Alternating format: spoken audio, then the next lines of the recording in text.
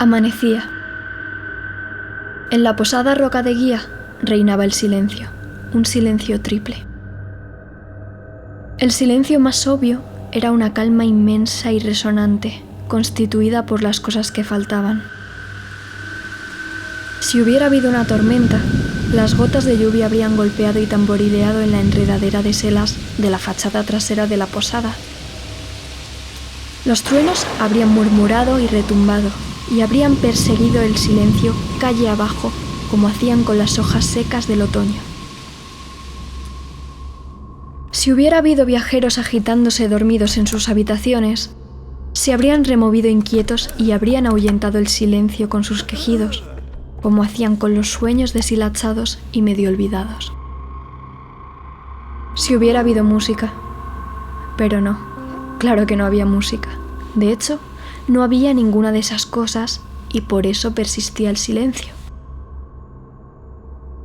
En la posada Roca de Guía, un individuo moreno cerró con cuidado la puerta trasera.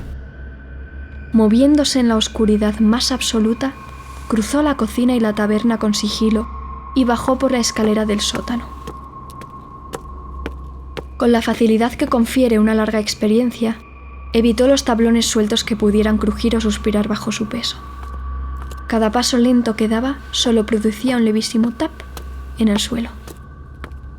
Su presencia añadía un silencio pequeño y furtivo al otro silencio, resonante y mayor. Era una especie de amalgama, un contrapunto. El tercer silencio no era fácil reconocerlo.